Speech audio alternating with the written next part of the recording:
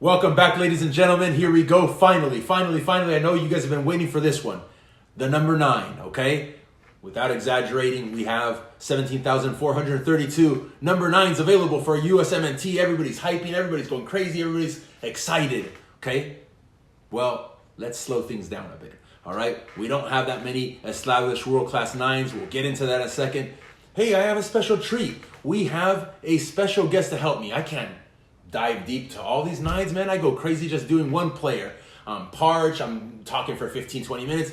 There's no way I could pull it off by myself, okay? So I have a colleague and good friend of mine, Andrew May, who has worked in the Development Academy at Chivas USA, LA Galaxy. Now he's at Real Salt Lake. Very experienced in terms of player identification, has a very good eye for talent, knows the majority of these 9s from firsthand experience, either watching, competing with them, training. So he's very well versed. He'll break it down hand in hand with me. I don't know if you want to say anything else without further ado. Oh, hey, you know what? Thank you. Yeah, thank you for having me on, BK. Thank you so much. I'll take 8,992, and you take the rest. Oh man, Jesus! All right, we're splitting it. All right, so I don't know, guys. What do you think? We start with the world-class 9s. Let's give the example. I always try to do that, Andrew. I always try to give context. If we're going to talk about the 9, let's start with the best ones, okay? You know, we have our Lewandowskis, our Hollands, our Suarez, our Cavani's. Guero. Yeah, of Guero, course. Kane. Hoppe. Yeah. So, hey, we could list 10 world-class 9s. And when we say world-class, they win you the games, okay? They bring it, whether it's goal scoring, assists, they create danger. You go as a coach and you're like, this guy's going to win me a game. This guy's going to get me the points. So, and we compare these guys to this player pool, 10, 11, 12 guys we'll discuss today. Andrew, can any of these guys tie any of these world-class 9s boots as of right now? Not even close. It's not even in comparison. They're not even in the same conversation. If they would tie it, they would do it in a knot. All right. So I agree with you. We're going to touch, like always, for more context, world-class examples, okay? Guys, it's not so easy when it comes to the collective sport of football, of soccer, all right? It's 11 players on the field, and the collective is so important for the individual, and especially when it comes to match-winning talent like the 9. We don't have these guys that can single-handedly create for themselves and score a goal a game.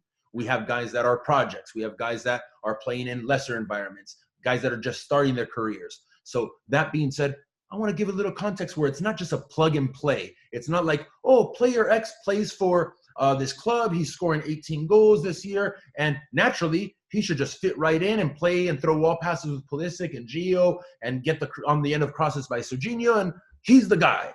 It doesn't work that way, okay? A good high-level example that I want to go over today is Antoine Griezmann. Antoine Griezmann, Barcelona player, French player, World Cup champion. If we rewind a couple years, he was the focal point for Atletico de Madrid. They're number 9. He's a slashing type of 9. He's a running behind type of 9. He's not your big physical type of 9, which we'll get into later in terms of profiling which type of 9s we have at our disposal at the USMNT. Griezmann, like I said, was dropping bombs. Okay, he was, if I have the numbers correctly, he had 21 goals his last season for Atletico Madrid, 29 goals the year before that, 26 before that, 32 goals before that, 25. He was consistently the star piece of a team that was battling with Real Madrid and Barca, prime Real Madrid and Barca for silverware, for league titles, playing in Champions League finals. This is a guy that was running into space, okay, counterattacking football. You know, we all know what Atletico was good at. Okay, absorb pressure, let the other teams dictate, win the ball, and exploit on the counter with Griezmann being the focal point. Well, in theory, with all these stats I just threw out there, averaging 25 goals a season, it's a no-brainer. He goes to Barca, a more prolific, an offensive team, attacking team. Griezmann's going to light it on fire. He's going to score 40 goals instead of 25 goals a year. That's the logic, right? That's the casual fan's interpretation, but it doesn't work that way. Griezmann at Barcelona, guys, if I'm being pleasant and fair, fish out of water. Hasn't produced anything. Up until recently, the last few games, where he's gotten some goals and assists. He's starting to pick it up. But it's taken almost, 18 months, Andrew May. 18 months for a world-class striker to adapt to this environment and produce, 50% of what he was doing previously. So 2 different coaches. It's different, huh, Andrew? And we're going to Two get into different that. coaches. It's different. And we're talking about coaches. We're talking about style of play. At Barcelona, it's not running into space. You have 10 guys bunkered on top of your own 18 where there is no space for Griezmann to penetrate and slash and run into.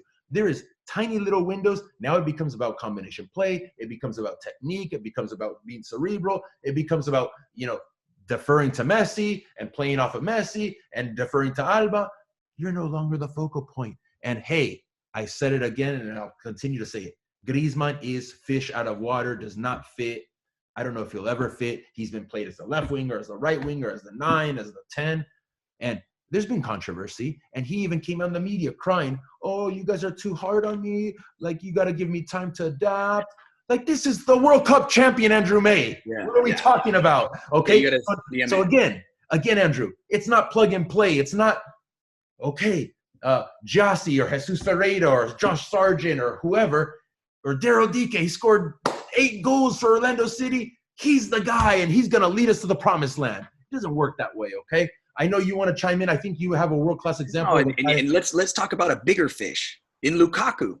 Oof. Lukaku, of course, everybody knows him from being an Anderlecht and then going off and having great seasons, scoring 18, 25 goals at Everton, gets his big transfer move, and he goes to Man U. Why not? Okay, good numbers. First year, maybe it was 16 goals, something like that. And then, of course, everyone's critical. He only scored 12 the following year. Jose Mourinho gets sacked. Out of here, buddy. Up next, Ole Gunnar Solskjaer. Okay. Doesn't start him. Doesn't even have him on the 18 in his first 2 games in. Clearly didn't like him. Clearly said, no, he's not going to work. He preferred Rashford, a different type of striker. A different type of striker that was more running in behind, less power, less strength. I think we all know Lukaku's attributes. And yeah, okay, let's move on. Time to move. Time to go somewhere else. Goes to Inter. I think listen, of course, as a Inter Milan lover over here, yeah, he's dropping bombs. He's scoring goals. He's dominating. It's a different league. It has a different style, but he's dominating. 19 goals, 23 goals over his season. So, hey, no problem. Let's plug him in. Okay, over there, different coach, different style. He is quality. And that's, I think, something that we have quantity, apparently, with these 10,900 and so forth nines, but it's all about quality. Which ones have the quality? Which ones are going to make us get to the next level? Yep. No, very valid, Andrew. And talking about Lukaku now, his strike partnership with Lautaro Martinez. But before, he had Zlatan playing with him. He had Pogba playing with him. He was surrounded by cracks, Rashford. So it's about fitting in a certain style and a certain environment, tactics, certain coach, certain profiles. And listen, it's not just, an objective thing. It's subjective to a lot of variables. And listen, one more quick example before we get to our player pool, okay? Zlatan Ibrahimovic. We heard of that guy? Yeah, the arrogant son of a gun that came, talked all this shit, came to our league as a fossil senior citizen, and pretty much did what I said a world-class 9 does. Scored a goal a game with a shocking team, okay? Shocking teammates. And yet this guy would fabricate something out of nothing, out of thin air, and put the team on his back. But I don't care about the Galaxy. Let's talk about when he was at FC Barcelona. Let's talk about Pep. Went and got a different profile 9. He wanted a big, true, physical, important guy to change it up a little bit and have a different plan B per se, because a lot of teams were already prepping for Barca and bunkering. So he didn't quite fit the bill, Andrew. I don't know if you recall this. Zlatan put up good numbers. The numbers weren't an issue, but push came to shove. Pep said, hey, you know what? We're moving Messi to the false 9. There's no more room for you. It's going to be David Villa coming in for you. It's going to be Pedro. Slashers, they're running behind when Messi would drop into the space and overload the midfield. And Zlatan, there's no room for you. Messi's the guy. I'm sorry. Best of luck. And does that mean Zlatan's not a good striker? No, because you can't argue with the numbers. He just cracked the 500 club. No, this is unbelievable. Yeah, you can't argue with the numbers. Consistently, at all clubs in his career, he has been a focal point and dropping bombs. So listen, just because a certain manager or a certain system doesn't fit you doesn't mean you're not quality, okay? But we're talking about the world-class ones. Let's slow down. Let's go to our guys, okay? You want to talk about kind of categorizing maybe in 3 different type of 9s. It's not just the number 9. We have Yeah, because that goes right into the tactics part. And so I think we can do that. Take the lead, Andrew. What I think that categories are we breaking down today? I think that we're going to have to look at the target 9, the big, the strong, Daryl Dike, Jozy, those types that are big, powerful target forwards. And then you also have the false 9 that we've seen Greg experiment a little bit with. Maybe not so much, but with Ferreira, we'll see. Maybe he used Pulisic in that spot. Maybe he uses Gio. Who knows? But it's always an option. And then the slasher, the players that are running in behind, mobility there, not poachers as well, right? And so that would be your Timos, your your Sotos, your Gioacchinis, those types of players that are more mobile, different than Ayo maybe. So those are the 3 we're going to look at. Got it. So, hey, let's kick off with the classic, okay? And I'll go first. The classic number 9. We've had one for our USMNT consistently over the years, barring injuries and his hamstrings cooperating. Jozy's kind of been the focal point, you could say, along with Jozy in recent times now that Greg took over. But Jozy's the guy, okay? I've already said it in different episodes when I've talked about our USMNT. Jozy's a massive decline, okay? He's not consistent. His injuries are just there all of the time. I think he scored 2 goals this season, barely in limited appearances. He's tuned out. He doesn't care. Yeah, he's a pom-poms, cheerleaders on Twitter and social media. Oh, I'm so happy. Oh, our guys are young guys. I don't think Jozy has anything to offer us moving forward unless he gets fit. Listen, if we press rewind, he was okay in the Gold Cup final, right? Okay, yeah, had a couple chances. Being dangerous early in that game, creating, and then just missing the opportunities, which, listen, the Nines missed too, all right? So bottom line, if I'm thinking about now and I'm thinking about the future, he's done, guys. He's done because he can't even be the veteran guy that people are insinuating he can be. He's going to be a positive leader. I think he's going to be a terrible leader. I think he doesn't have it. The Nines have a certain ego. He's not going to be able to put that aside and say, hey, I'll just sit here and let Jesus play, or I'll just sit here and let Josh Sargent play. In Jozy's eyes, those guys are unconsolidated guys that are just getting their career started, and he's not going to have the pom-poms. I'm telling you right now, Jozy has got to be done with the national team. This is my opinion, and I'm pretty sure Greg's going to go the same way, because you can't have a sour apple. You can't have a cancer in the group. And I may be harsh. People might think I'm crazy. I think we have seen the end of Jozy Altidore. If Jozy was going to be a contributor, he would have played in this cupcake camp where he was fit. I don't believe anything about an injury. He trained. He was ready. They said, oh, he's not playing today because he may transfer out on the deadline day. Bullshit. Jozy, done. I've signed the petition. He's out. Oh, so Jozy's done. He's done. I mean, okay. We're talking about him just for everybody to understand the pros and cons, but Jozy's done. He's contributed. No. Thank you very much for your contribution over the years, Jozy. We have these young bucks, 19,000 of them coming through. Yeah, and listen, Jozy, like you said, he did it in the past. He was good up to a certain degree. Well, listen, we can't bring back Clint Dempsey either. Yeah, he was good in his day, but hey, it's time to move on. Age is getting up with you, and those injuries, it's nah. So thank you very much, Jozy. See you later. Let's move on to a young one. Since you went with the old, I'll go with the young. Josh Sargent.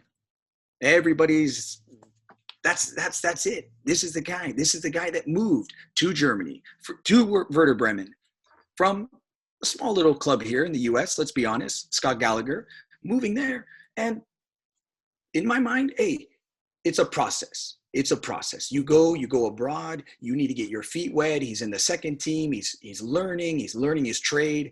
And listen, he's only got 4 goals in a small amount of time. My opinion, there's really nothing special about him other than the fact that he's a worker. He'll do his role. He'll mostly play within himself. If you see him a lot with Werder Bremen, even the balls that they launch, he'll challenge. He's improved at it in the air for the flicks and different things like that, but he struggled. He's getting a little bit better at it. He'll drop into the midfield. He can link up and then run on. He does those things pretty well, but is it world class? Is it Agüero? I don't know. Is it Firmino? Probably not. But listen, let's rewind back to when he was a U14 national team camp there in Carson. And both you and I were there, and we were watching, and, had a long time. And he stuck out to us, though. He stuck out to us in a way that, hey, this guy's finishing plays. He's scoring goals. There's something about him that's a little bit different than the rest of the crop that was there. And if I recall, I think he was the last one picked on the roster to move on from there. So, hey, he's got a good personality. He's a grinder. He's a fighter. He has those things. So, to me, Josh has a good upside to him. Maybe he needs another move. Maybe he needs to go somewhere else. Maybe a little bit better of a team. But so to pick up off that, Andrew, a lot of people insinuate what you just closed off with. He plays for Werder Bremen. He doesn't get service. Imagine if he was in a better team. Listen, yeah, that'd be beautiful to have Josh, and we can actually see what he could produce if he's fed the ball 3 or 5 times in the box in a 90-minute game. But that's not his situation right now, and he's a grinder, okay? You touch on it. Great mentality, the kid. Physical attributes, is he a world beater? Is he not top in terms of physique? No, but he's solid. He's a solid pro in those attributes. His finishing is pretty consistent. I'm talking about firsthand knowledge, seeing him in training environments with the youth national teams, with the 20s. He killed it as a U20 World Cup when he was a young buck. I think he was 17 years old. Yeah, that's right. World Cup. We saw him here in Carson the very first time. Andrew, it's vivid. It's like if it was yesterday. Good 2000 group.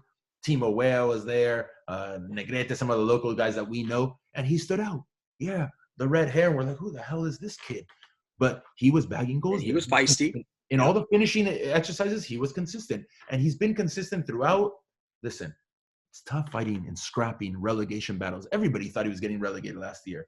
But he scrapped. And I think that's made him a more mature and complete soccer player. Listen, fortunately, when he crosses the Atlantic and comes and puts on the red, white, and blue, he's been fairly consistent. And he's playing against inferior opposition. Now he's the big fish. If he has the service in the CONCACAF region, I think he can bag goals. No problem, Andrew. But I think the terminology I've used is graduating. Yeah. Is this a 9 that's going to help us come Qatar 2022? Is this a 9 that's going to elevate us when we host the World Cup in 2026?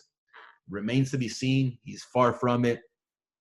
Let's go to the next 9. Let's go to the next. Let me go on attack mode right now. Ayo Akinola. I'm in assassin mode. Ayo Akinola has no business being the number 9 for our USMNT. I would wrap him up with wrapping paper, put a nice little big ribbon on him. Canada, here you go. No problem whatsoever, okay? I know Ayo well through the youth days, trajectory up until his U20 career. Yes, he had a great season. He had a great tournament. MLS is back. He had a great job in the bubble. Wow. He filled in for Jozy, and he scored, 8 or 9 goals this year. Wow. Now all of a sudden you're elevated. You're ready to be the USMNT striker. Hell no. He scored a goal against El Salvador. Good job, Ayo. Technically, he is so inferior, guys. His understanding of the game, he's not ready for the high level. Athletically and physically, he's very, very strong. No doubt about it. He's mobile. But, guys, it bugged me. It was like fish out of water watching Ayo try and combine with Serginho Dest at the U20 level in the CONCACAF championships. Just different pages. Like, This is the direction we're heading with the USMNT. When I criticize Anthony Robinson not being the right profile, it's the same thing with Ayo Akinola, okay? Technically so inferior, just will not be the guy to finish plays off and be consistent and have the soccer IQ to combine with our top players. Ayo Akinola, great. We're fighting. We're competing for dual nationals. Let's let him go play for Canada. It will not hurt us, Andrew. I don't care if it's Jonathan David and Ayo and Alphonso Davies whipping in service. No problem. No pasa nada, okay? So we shouldn't get excited about somebody scoring goals and having a good season in Orlando. We shouldn't get excited about Get excited. But when it comes to a number 9, current form is very important if we're in competition with the national team, which last year we weren't. So Ayo couldn't show that form at the national team level. We'll see what he looks like this year. Okay, I'm telling you. Because it's about consistency. It's a one-hit wonder. And if Ayo now is bagging consistently, then I'll change my tune. Hey, listen, for all those guys, we're going to get to Jozy right now. Jozy has consistently scored, and I told you he's not ready to help us long-term, but he might be the short-term solution to help groom some guys because he's a good guy. We'll get to Jozy in a second, but Jozy, I wrote it down over here, 15, 18, and 20 goals the last 3 years for Columbus. Before that, LA Galaxy, 2 goals, 6 goals. 6 goals. Yeah. Were you there? Yeah. I'm never going to call out anybody, but people are trying to convert this guy to a right back. So you talk about tactics, you talk about environment, you talk about being under the right coach. Man, they wanted to retire Jozy and make him a right back in MLS, not even the international level. Here he is dropping goals after goals 3 seasons in a row for different managers, Berhalter and now Caleb Porter. People want to erase him. I don't think he's good enough, but for the international level, but for the CONCACAF, and for being the guy I said Jozy can't be, let's sign up Jozy Altidore for that role. I think he's a good guy. We know him. He's a way better role model than Jozy, no? I think he's a better pro. He takes care of himself. He's Yeah. always fit. He doesn't miss games. He's never injured. So listen, Jozy is not the solution. He's not going to elevate us. He's not going to take us to the promised land. He's not going to even help us dethrone Mexico. But Jozy Altidore has some value, whereas Ayo doesn't, in my opinion. Jozy doesn't, in my opinion. Let's hit the last one. Let's hit the last one because Jozy's a good guy, and let's just say Daryl Dike, huh? Daryl Dike. He had a good 8 goals, something like that. Kid comes out of University of Virginia, big, powerful, strong. Maybe he's the next Jozy. Possibilities? Maybe. Of course, possibilities. Had a great season. 8 goals, by the way, in Orlando. So should we get excited about that? Maybe, perhaps. But now he's on a loan, and he goes to loan to Barnsley. Oh, championship. Maybe that fits his profile. Maybe that fits him. What if he goes and he scores 20 goals over there? Is he the guy for the USMNT? He's got a long way to go. Hey, powerful. Just like you said, powerful. Like Jozy was powerful. You mentioned Lukaku, that type of mold where Lukaku spins people and he leaves them. He just moves them with his body and he goes. This is the mold that Daryl Dike is. Okay, he's not the cleanest on the ball. In terms of his tactical acumen, he's just learning how to play. He's played pickup ball his whole life, playing college soccer. No disrespect. Yeah. He's learning under Pareja how to play. He had a great year. The word in the USMNT camp is he's got a long way to go tactically. You know, he started to learn how to press, how to play defense, how to move and be mobile off the ball, because there's a lot of tactical things that you need for the collective to work. And that's what's happening with a USMNT. It's not. So I think, and we look at, you know, and listen, we've talked about their hold-up play. We've talked about them being powerful and running in behind and maybe linking up with people. But at the end of the day, the guy's got to score. The striker has to score a goal. And maybe at the top international level, maybe you get 1-2 chances, 2 clear chances to score. And if you don't, because you lack the technique, you lack that tactical awareness of where to be in the box, it's gone. It's over. So, yeah, for me, Andrew, listen, it's always difficult, okay? National team debut, Daryl Dike came on maybe the last 20 minutes against Trinidad and Tobago. Game was out of reach. Yeah. But did he show anything? He was clumsy, falling over the ball. He showed the wrong things. Yeah, he showed the wrong things. So let's see how he does now on his loan in England. Difficult playing in the championship. People don't understand how difficult a league that is. Yeah. We got a little glimpse today with Swansea being the top of the pop and very amateur hour comparison. Like a pub team, huh? But that's for a different day when we're going to break down the differences. When we go to Areola and we go to Gordon Morris. So listen, guys, those are the more 9 strong suited 9s. I threw Jozy in there. Jozy could be a 9, but he's more of the slasher that we're going to talk about next, okay? The slashing 9s. Andrew talked about it. More mobile, running in behind, poachers, different type of build, a little bit slimmer. But listen, we have 4 prospects, I would say. We have Sebastian Soto, who I've known since he was a young guy, and consistently what he's been doing at the youth levels. He had a season off where he didn't get much football. He's been playing in Telstar. Now he's back at Norwich City. We'll see where he finds his feet. We have Nico Joachini from Cannes, played today against PSG. We have Timo Weah, who could play wide, but is more of a slasher type 9 that we discussed. And then we have the new pup, the one we know very, very well, and that's being hyped beyond belief right now. We'll see how he does. Matthew Hoppe, if he can be a consistent force and score goals, heck, this guy might silence all of us and be the number 9 of the future. Who's to say right now, Andrew May, okay? So, I don't know. I'll let you go first. You get dibs, Andrew May. Who you got? Oh, let's go with somebody maybe that isn't visible a lot. Is Gioacchini. Nico is a guy that plays in the 2nd division in Cannes, like you said, and, hey, maybe the only time you get to watch him is when they play PSG. So, listen, limited amount of time for the guy, limited amount of time for evaluating and really, really seeing. But, of course, the thing I liked is when he stepped on and against Panama, he got his 2 goals, but it just wasn't that. It was his movement in the box, the little poacher, the guy being at the right spot, finishing his plays. That was the most important. And listen, he took the PK. He missed it. He's on a hat trick. The fact is, and we've seen it before when players, it's personality. So I like that to say, hey, I got this. Don't worry. I want that in my 9. I think Berhalter yelled for him to take it because Berhalter is looking for a 9. Okay, he said, "Hey, let's see if we can get this guy more confidence." Hat trick on his debut. Gio wasn't too thrilled about it, but I agree with you, Andrew. Hey, this guy made the most of his opportunity. Sat the bench the first game against Wales. We played with Sebi Leggett. Hey, talk about being disrespected. If you're Soto Gioacchini, they played Sebi Leggett in your position. What the hell is that?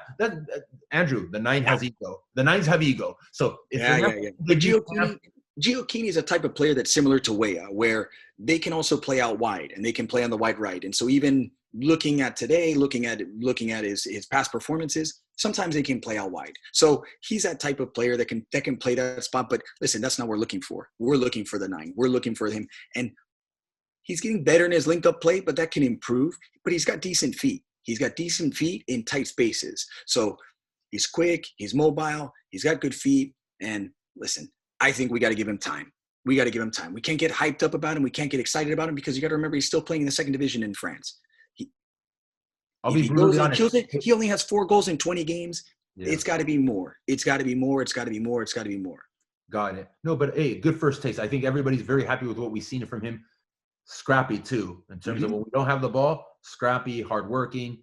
Seems to be a great kid. Good head on his shoulders. When you hear him talk, very mature.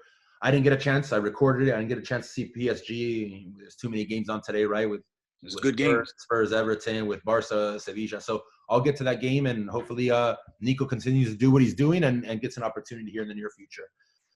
Next guy, Sebastian Soto. I'm going to talk about Soto, who is an academy assassin. Okay, moved to Casa Grande at a young age, played for RSL. Would just drop 30 goals a season, back-to-back seasons or more. Just consistently a goal scorer, a poacher. I don't want to insult Soto, okay, but Chicharito-esque in terms of he gets in the right places and he scores. His movement off the ball is top, okay? He understands when it's time to run in behind, when it's time to come. His link-up plays in the greatest. He's got to work on it. He's not the biggest, strongest guy, but the son of a bitch scores goals. No ifs, ands, or buts about it, Andrew. 13 minutes. And I talked about being disrespected. Gioacchini with Sebi at the 9. This guy had to sit the whole game against Wales. He had to sit the whole 70-something minutes. And then it's like, oh, hey, Soto, yeah, come on in. And he scores 2 headers off his boy Richie Ledesma's cross to debut on the national team with a brace. This guy scores goals, okay? He's in Telstar, which isn't the greatest team. He doesn't have that much service. He's back 7 goals this year. Now, he just got recalled, Norwich City, fighting for promotion. I doubt he gets too many looks for the championship team right now. Yeah. One that's trying to get promotion. But let's see where he ends up, okay? He's playing on the 23s or he's training with the 23s. That doesn't matter to me. What matters to me is Sebastian Soto. If he's surrounded by the right pieces, if we actually play with good attacking mids that have vision and can filter balls in behind, this is a guy that can be very, very useful to our national team. If we're playing with the trivet in the midfield, the Eunice, the Weston, the Tyler Adams, and it's just Christian or Gio, or heaven forbid, it's just Gio and Jordan Morris, then I don't think Soto's going to be very, very much the beneficiary of service. So we'll see. We'll see what he offers. What he offers is goals. Chicharito. Hey, I think Chicharito, I've always said it, guys. No diss on the guy. He's a terrible footballer. Terrible. How does that sound, Andrew May? The guy has scored and played at Real Madrid, at Manchester United, at Sevilla. He's been everywhere. Leverkusen. He's the leading goal scorer in the history of the Mexican national team. And I'm not alone here when I say he's a terrible soccer player in terms of his technique. But he's terrible. If Soto or any of these 9s that we're discussing today can be half of Chicharito, we're going to be in good shape. Just be a little P, no? Just be a little P. That's it. That's all we're asking. Well, I mean, listen, I think what we're talking about now is there's a future. There's young guys coming through. You already discussed about Jozy. You already discussed about even Giassi. And now we're talking about young pups. So that at least that's exciting. At least that's exciting. At least Sure. that's something. And they're playing. And it's something to look forward to. Of course, now. These guys are fighting for their lives. These guys, by the way, the 4 guys that we're talking about as the slashers, they're 3 2000s and 2001. 2001. And they're all in Europe, where you fight for your life every day, sink or swim. Every single training session, you have to prove it. Okay, who you taking next? You taking Hippity Hoppity? I'm gonna take Hoppe. All right, let's go with I'm Hoppe. gonna take Hoppe because you talked about it. Trying to survive in a cutthroat environment, in a cutthroat world. Soccer is like that. It's unforgiving. And here's a kid that, well, yeah, we know really well. Obviously, didn't work out at Galaxy. He moved on, had a chance to work with him the Strikers. Hey, let's be real here. I'm here to be always open and honest and transparent. What do you mean it didn't work out at Galaxy? I think he didn't fit. He didn't fit what you wanted at that moment.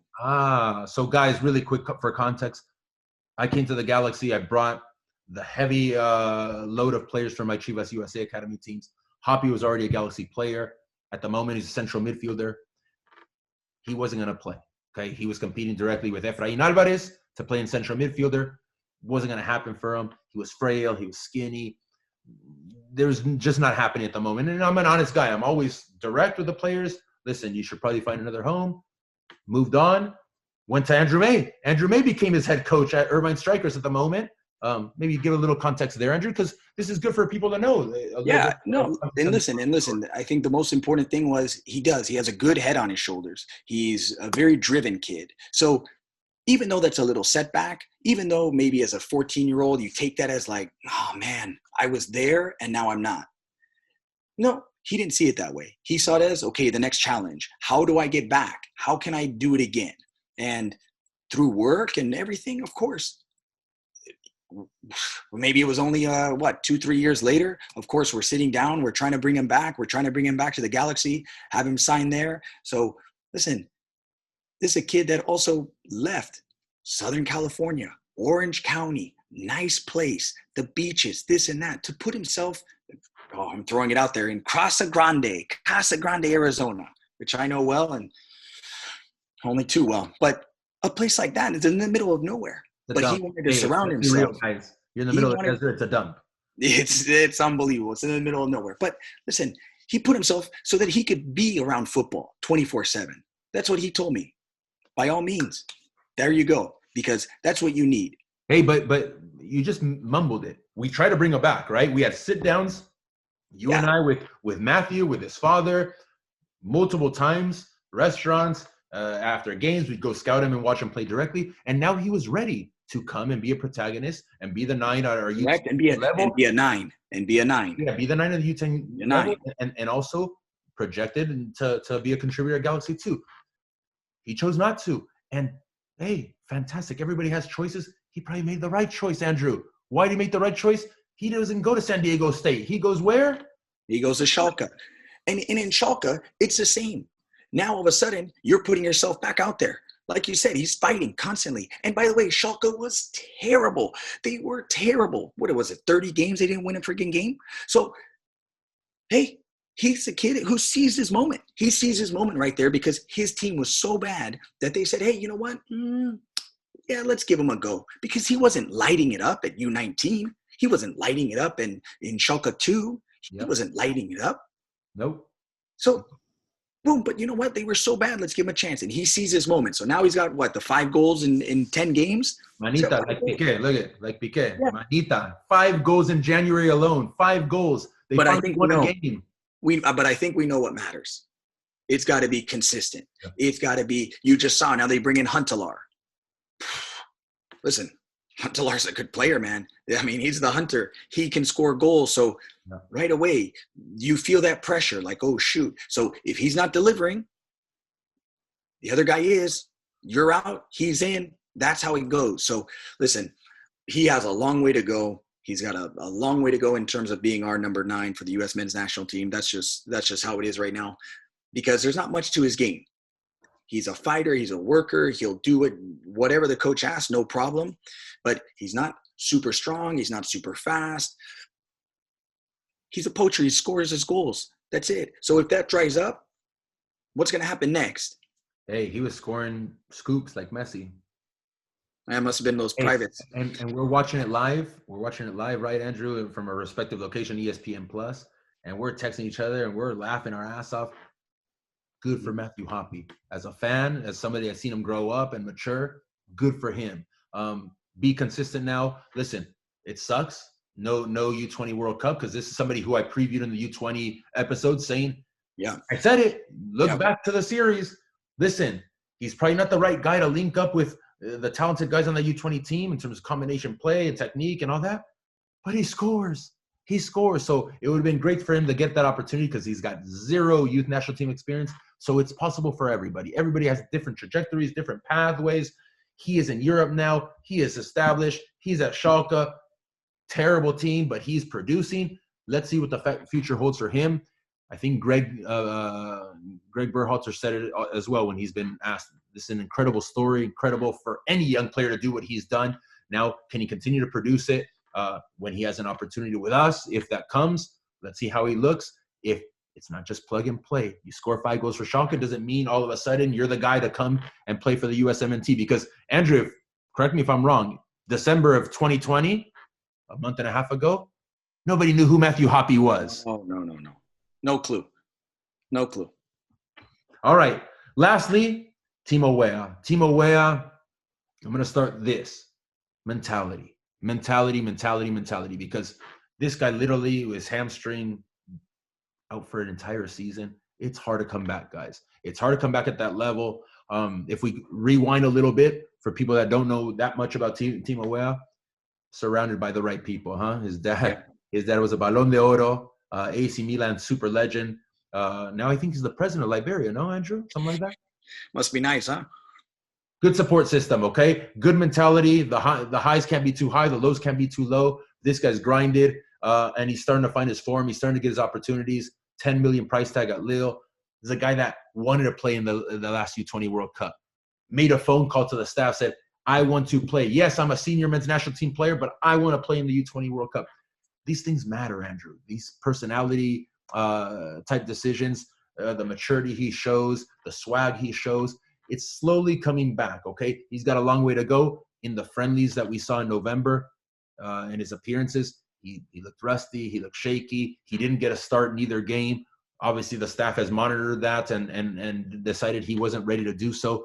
But I think moving forward, he's got a good chance to play centrally or wide with the USMNT, and just mentality. I love the mentality. He hasn't produced much at the professional level yet. You know, he got loaned out from PSG to Celtic, did okay at Celtic, went to the U20 World Cup, moved that 10 million move to Lille, and had that big injury. Now he's starting to feel it. So he's got a few goals this season. Let's see what Timo Weah can do at the CONCACAF level. I have no doubt he can produce if he's the guy that's given the nod. I'm interested. I'm fascinated. I think he's the one. I think you said it. He's got such a good head on his shoulder. He has such a good support system around him. That's what's gotten him through all these hard times. And ultimately, I like his game. He scored. Yeah. Hey, he made a hard run into the box the other day against Bordeaux. And yeah, it got squared and it was a tap in. But again, as a striker, that's all you need. You need that little bit of confidence. You need a little bit of, hey, that's right, I can find the goal, no problem. So listen, he's got 3 goals. He's doing good. And he just needs to catch his rhythm. He needs to catch his rhythm. He needs to stay healthy. And I think he's one that is for the now. Could very well be. Who could we compare Timo's game to of these world-class nines that we illustrated? Well, his game? Yeah. Listen, we already said it to start the episode. Nobody could tie any of the 9 shoes. Yeah, I'm going to say Mbappe then. I'm going to go with Mbappe. Okay. Hey, he was there with Mbappe, Ney, and all these guys as young. Yeah. So, listen, long way to go, guys. Don't get me wrong. Timo is not the solution yet, but I'm excited to see what he brings to the table, especially with his congested calendar. He'll have his opportunities to put it the red, white, and blue and see what he can bring to the table. Let's move to the next phase, Andrew May. And I think we could tackle this together. The false 9. The false 9, there's not many in world football, but when it is effective, the big teams, the dominant teams, the Barcelonas with Pep's invention of Leo Messi, Klopp now with Roberto Firmino. It's interesting. We saw it against, who was that? Trinidad and Tobago. We had Jesus Ferreira, 2 goals, 3 assists, man of the match. Hasn't played football since October. We're playing bums, okay? Guys that couldn't even run 20 meters. It's like if I was on the football field, playing. I joke, but it's half joking, half serious. You could have rolled out Orlando City's U19s, and it would have been a more competitive game. That's how bad Trinidad was from a physical standpoint. That's how bad they were from a collective standpoint. So there's not much to take from, oh, wow, our guy scored 2 goals, 3 assists. But we know Jesus well. We've known Jesus for a very long time. We competed against him at FC Dallas. We know what skill set he brings to the table. And he is good technically. He understands the game of soccer. He's so cerebral. He can combine at high level and high speeds. He's not the most physical guy. He's not the fastest guy. He's not the strongest guy. He's got this. He's got technique. You guys know that to have success at the highest levels of world football, those 2 things, attributes, are key. I think it's somebody that's going to be very, very interesting to monitor. Club situation, we talk about, Andrew. Mm-hmm. It's not plug and play. He's not even playing right now. No, but he's not playing. But Greg sees him in this position to be effective for his team. Mm-hmm. Whereas his club, he had a shocking 2020.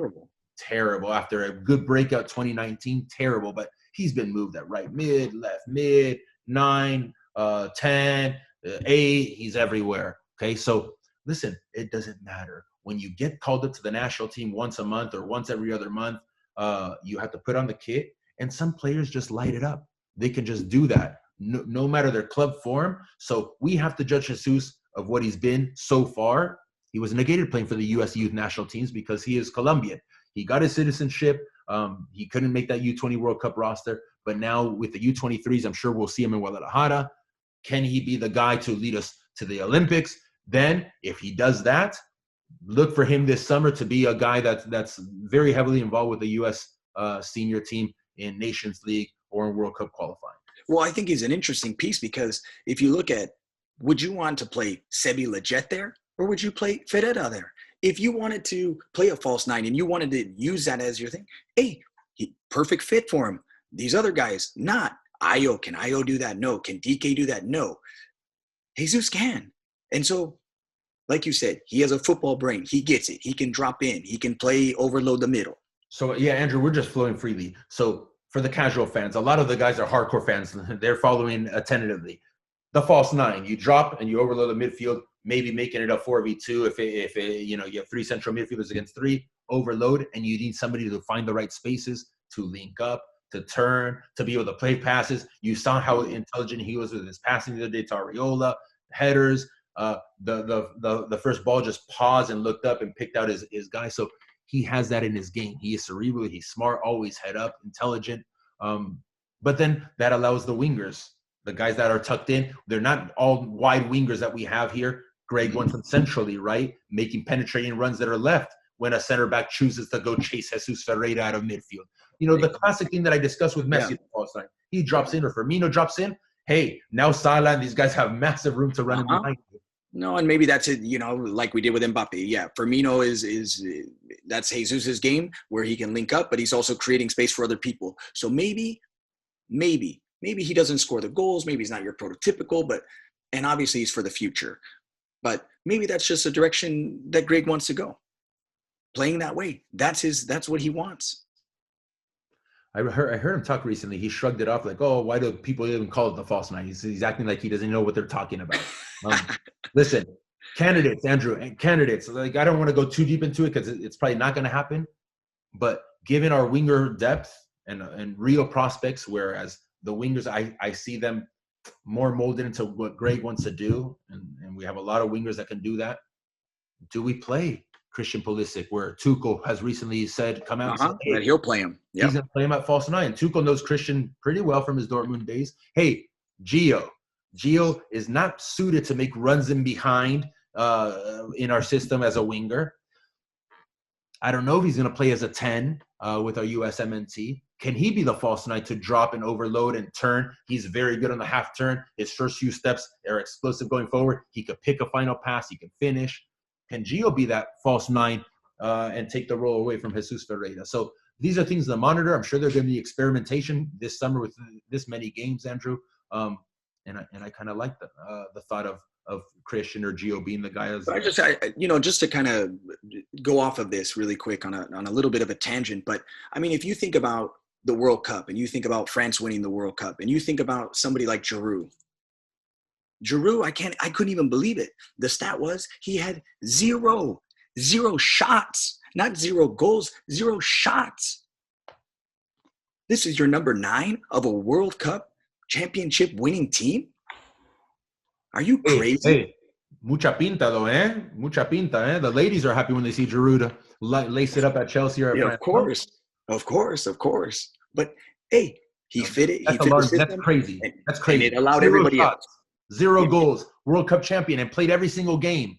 But he did some dirty work, no? Yeah. Did Griezmann produce? Did Mbappe produce?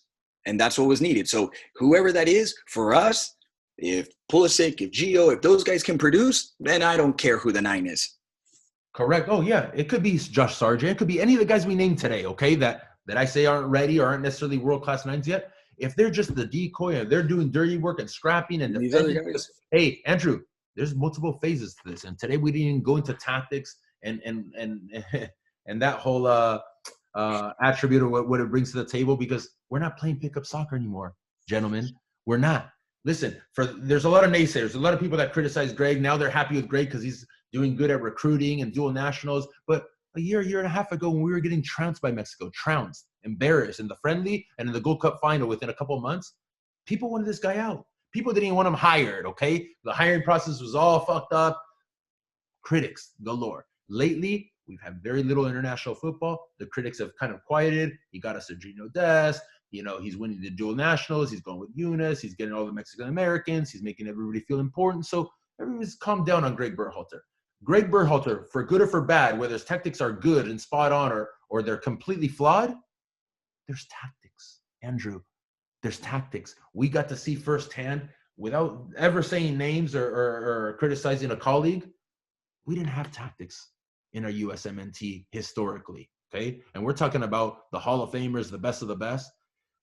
In our domestic league until recently, we brought in a lot of foreign coaches, and a lot of our domestic coaches are learning. They're taking coaching courses abroad. They're learning. They're educating themselves. They're not trying to reinvent the wheel. They're copying successful formulas. So Berhalter has a Spanish assistant coach, you know, Valencia connections.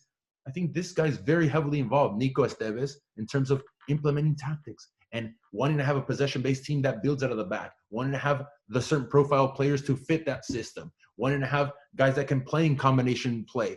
Because Serginho, who now plays at Barcelona, and Christian at Chelsea, and Tyler at Leipzig, and even Weston, you know, I've been critical of Weston McKennie because I want him to have a certain tactical job and responsibility and execute it. And I want more creators than destroyers. I've been adamant of that. But Weston, if you see him at Juventus with a certain role, they clear him out. They say, hey, Weston, in the build out, get the fuck out. Go high up the field. Okay? Hey, as a wide midfielder, but listen, in the final third, the guy gets himself in the box to be a double 9. He has a defensive tactical role. He's not going crazy, running wild all over the field and doing step overs and tacos. He did the other. Well, he did a couple. Hey, did a couple. Let's not kid ourselves. He's starting to get comfortable and do stupid things on top of his own 18. He had 2 turnovers. I think Ronaldo's putting him in his place. Yeah, and Ronaldo's not happy late on in the game on a left-footed outlet pass that went out of bounds. But listen, the guy, give him his credit. And I said it in the episode where I broke down Weston. Weston will play a lot at Juventus because he is the only midfielder they have in that profile. In terms of being a strong guy to win duels and tackle, he's very different than all the other midfielders they have. So, what was my point, guys? My whole point was, in terms of tactics. I almost got lost here. We have tactics now, okay? And it's going to be a work in progress. The good thing is, I criticized myself the other day. We're playing minnows, Andrew. 3 straight CONCACAF minnow opponents, B teams, junk, and we drop bombs on all 3 of them, which is what we should do. We're going to play CONCACAF and breeze ourselves to the World Cup. Forget all these 9s. We could pick the worst. We can say... You said it. We're qualifying. We're qualifying for Qatar, I think is what you always been saying. If anybody watching this video is actually planning on going to the World Cup and, I got to wait to see if we qualify, buy your ticket now. Get a cheap flight to Qatar. What are you waiting for? We are going no matter what. We could pick Jeremy Abubasay and Bobby Wood. We could play 4-4-2. It could be, like I said, the San Jose Earthquake with American passports. It could be Kate Cowell as the 9, and we're going. Who'd you just say? Abubasay? Bobby Wood? Yeah, Bobby Wood. Hey, he's back. These guys are He's coming back at back. RSL. He's back. He's going to score 10 These guys goals are this coming- year. these guys He's are going to coming score back. 10 goals. He's going to score 10 goals, and then it's going to be 9,643 strikers. So, guys, let's just stick with the ones we have. Let's not even go to those guys. My God. I So hope who's on the plane? Who's on the plane to Qatar right now? Right now, if you had to pick your 3, 4, 5, whatever you want, who's on the plane? to Qatar, in my opinion, who should go or who's going to get picked by Greg Berhalter? Let's do who's going to be picked by Greg, and then we'll go yours. Greg Berhalter is taking Jozy Altidore as the cheerleader. Pom-poms, good guy. Mhm. They experience, consistent goal scorer in MLS. He's taking Josh Sargent, and he's taking Jesus Ferreira. Those are okay. Those are okay. Those are the 3. One of each. One of each. Okay. Well, I think a little bit different. I think the same. Jozy is a lock. I think he's going. I think you're right. He's cheering it on and he's doing his thing, no problem. And maybe he's plan B, C, D, whatever. Josh Sargent for sure. I think he's, as long as he stays healthy, he stays a little bit what he's doing, he'll be fine. He'll be in, locked, no problem. And I think it's, again, somebody that gets me excited is Timo Weah. I think Timo Weah is a player that has to be there. He has enough of it. He's just got to stay healthy. So if he's healthy right now and he's scoring goals, that's a person there. I think if you were to plug in somebody to play the false 9, you do it with Pulisic, you do it with Gio, you do it with somebody else besides Ferreira. Ultimately, he's got to show. He's got to show up at his club, and he has to then perform there. So I would go with those. I'd go with those 3. We don't need any more than that. We may have 10,952 whatever 9s, but the reality is we just have these 3. I can't believe you didn't pick your boy Hoppe, man. I'm shocked. I think it's 2032 or whatever. 2032. Poor Hoppe, man. He's just scored 5 goals and he's been omitted again by his former coach. We sacked him from the Galaxy. You're saying he can't even be part of the squad. He's the most informed striker we have right now. No, hey, all joking aside, guys. Hey, we're having our friendlies in March now. Okay, Northern Ireland, so exciting. Another world power. Okay, it's not going to test our best guys. Our best players are player for player superior to Northern Ireland. Is it going to be better than the CONCACAF minnows we just smashed? Absolutely. Let's wait and see what the second opponent lined up is. Then, hey, Andrew, I think it's – go ahead. Maybe I just have one more question for you. Because we talk a lot about CONCACAF, and I'm kind of curious. Mexico, our biggest adversary, they have a striker. They have a would we say world-class 9? Raul Jimenez. Hey, Raul Jimenez, and – I mean, listen, you never want anybody to get injured. Hopefully he recovers soon, okay? But this is a match-winning 9. 27 goals. 27 goals last year. Our 10 guys, our 10 guys that we just named cannot tie this guy's shoes, okay? If we had Raul Jimenez, now we're talking that we have a serious contender to get to the 5th game for the USMNT in a World Cup. But he plays on Wolves, and Wolves aren't doing very good this year. Andrew, so I'll answer your question for you before you even ask the question. Mexico is still ahead of us, okay? They are, because they have a match-winning talent in Raul Jimenez that at the end of the day will put the ball in the back of the net. They have a better collective than we do right now. Hey, do we have 60-player pool that is maybe deeper than Mexico's? Yes. Do we have better young players that are taking their craft and going to Europe? Yes. But right now, if you have to pick best 11 and best 11 and collective tactics, they beat us. And it's going to happen this summer, okay? It's going to happen. I don't want to – I'm going to put on my red, white, and blue, but it is going to happen in the Nations League. And everybody's going to calm down again, or there's going to be excuses, or we need time, or we need this. No. Listen, Mexico's still better than us, and a very big reason is they have Raul Jimenez. Yeah. Fair enough. And Chucky Lozano. Chucky. All right, guys. So, Andrew, listen, I want to thank you for joining us. Hopefully you could continue to join us because I know you're as big a fan as anybody, and you've been tracking this for a long time, and you're directly involved in the day-to-day, and you eat, breathe, and shit this stuff. So I want to thank you for joining. Otherwise, I would have gone through like 18 bottles Always an exaggeration with me, but listen, it's not easy to go here and rattle off 20 minutes. I don't know. I remember when we used to train and have our sessions, and we're over there barking and yelling and all that. You're like, yeah, it's like you gotta practice and work on your vocal cords, like singers do. So this is not easy. So you see these sports analysts or people that narrate games. Yeah, they have their start, stop, start, stop, start, stop. So, by the way, what I'm saying is, you helped me a lot today, man. Otherwise, I'd have been dead. That's all. That's it. So you be the 9, I'll be the 10. I'll play you in, and you finish. No problem. I like that from you. So, guys, again, thanks from Andrew May. Hopefully, we'll get him more involved. What we are doing a little bit more, I don't know if people have heard it out there, something new called the Clubhouse. iPhones. You don't have an iPhone, I'm not talking to you. If you have an iPhone, hopefully you get an invite. It's invite only. It's an application. You jump on. It's like jumping on a call. It's like being in a classroom. There's all kinds of different topics. People talking about, their fortes, their specialties. It's very interesting. Anywho, we just kicked that off. We're going to be doing that every single Wednesday at 2 p.m. Pacific, usually after, midweek Champions League games. We're going to start analyzing Champions League games. So if you have an iPhone, jump on Clubhouse, give us a follow. We'll see you on Clubhouse as well. We're going to start pumping out these episodes with the USMNT as well. And I think that's it. We got exciting weekend fixtures coming up. We're nonstop now, all right? We're nonstop, Andrew May. So thanks for stopping in again. Thank you for having me. Guys, there you have it, okay? We broke down the 9. I promised it for a long time. Here we finally got to it. I'm hoping that one of these guys pans out. One of these guys can be a match-winning talent that could deliver goals, or even be our Oliver Giroud and be somebody that contributes to the team in other areas. But we're a long way away. We got a good young crop coming through.